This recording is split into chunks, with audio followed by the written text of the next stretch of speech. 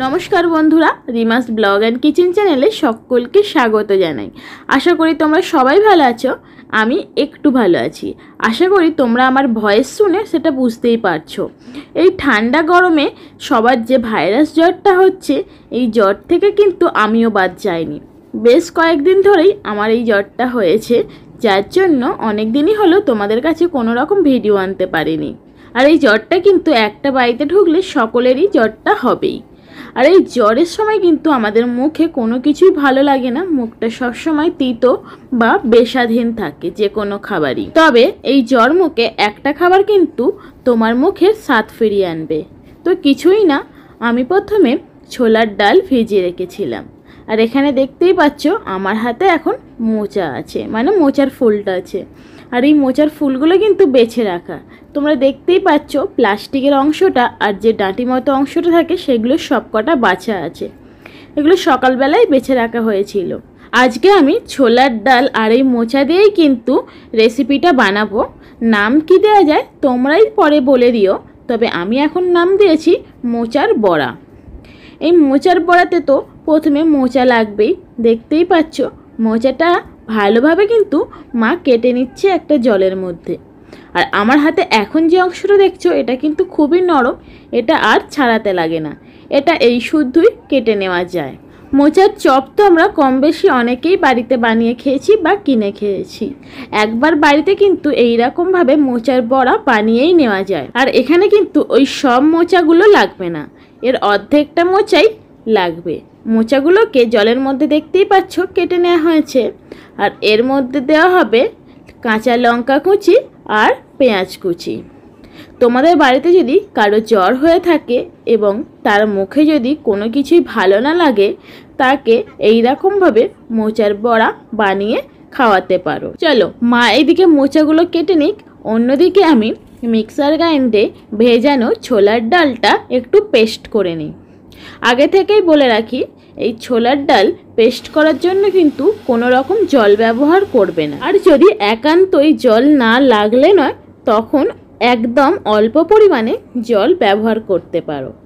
আর ডালটা যে একদম মিহি করে পেস্ট করতে হবে এমনটা কিন্তু নয়, একটু দানা দানা ভাব থাকলে খুব ভালো হয়।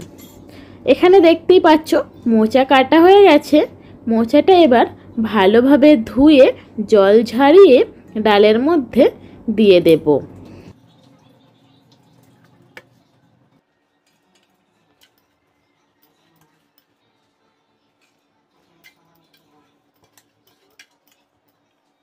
এরপর দিয়ে দেব পরিমাণ মতো লবণ।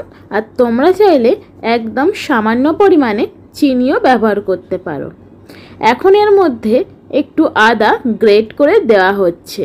জ্বর মুখে আদাটা যদি একটু গালে পড়ে তাহলে কিন্তু ভালোই লাগে। তারপরে দিয়ে দেওয়া হলো লঙ্কা কুচি আর পেঁয়াজ কুচি। এবার এই সবগুলো জিনিস ভালোভাবে মাখিয়ে নিতে হবে।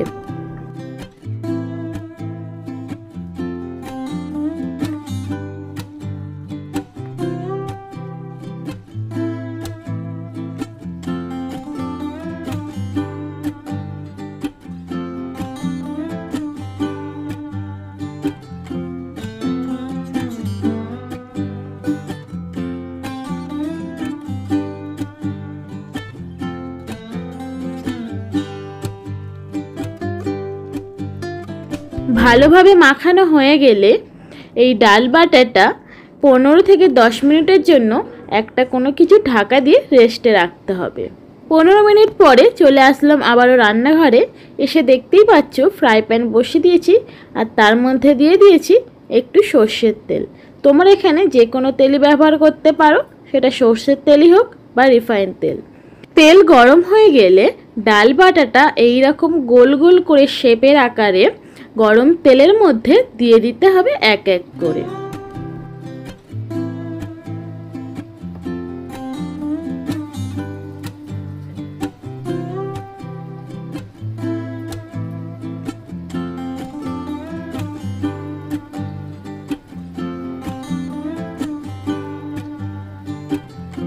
দেখতেই পাচ্ছ এক এক করে ডাল বাটা দেওয়া হয়ে গেছে।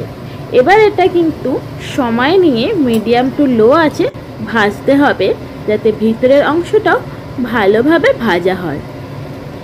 নিচের অংশটা ভাজা হয়ে গেলে কিন্তু এটা উল্টে দিতে হবে, যেরকমভাবে তোমরা সমস্ত কিছু ভাজো আর কি। এই সমস্ত ডালের বড়াগুলো এপিট ওপিট করে সময় নিয়ে ভাজতে হবে। যখন দেখবে বড়ার কালারগুলো অনেকটা চেঞ্জ হয়ে গেছে, তখনই বুঝে নিতে হবে যে বড়া ভাজা রেডি।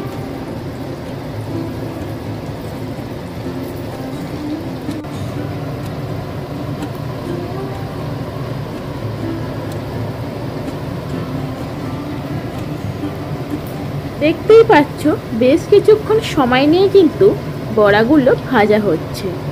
এর কালারটা বেশ কিছুটা চেঞ্জ হওয়ার পরেই কিন্তু এই বড়াগুলো এবার তুলে নিতে হবে। মোচার বড়া ভাজা রেডি। এবার এটা সার্ভ করতে পারো। দেখবে যাদের মুখে জ্বর আছে তারা কিন্তু এই মোচার বড়া খেতে খুবই পছন্দ করবে। এক কথায় যাদের বলে মুখের স্বাদ ফিরিয়ে আনবে। তো আজকের ভিডিওটা এই পর্যন্তই। আজকের ভিডিওটা তোমাদের কেমন লাগলো আমাকে কিন্তু অবশ্যই কমেন্ট করে জানিও। আর যারা যারা আমার চ্যানেলে নতুন তারা চ্যানেলটা সাবস্ক্রাইব করে পাশে থাকা বেল আইকনটা ক্লিক করে দাও, যাতে পরবর্তী সময় নতুন নতুন ভিডিও সবার আগে তোমাদের কাছে পৌঁছে যায়। আর হ্যাঁ, একটা কথা না বললেই নয়, এই বিভৎস গরমের মধ্যেও কিন্তু এই ঠান্ডা গরমের জন্য শরীর খারাপ হয়ে যাচ্ছে। তাই বলবো এই গরমে তোমরা সুস্থ থেকো, ভালো থেকো, আর ডাইরেক্ট ঠান্ডা জল খেও না। তো আজকে এই পর্যন্তই, দেখা হচ্ছে পরবর্তী ভিডিওতে। Tata, bye bye.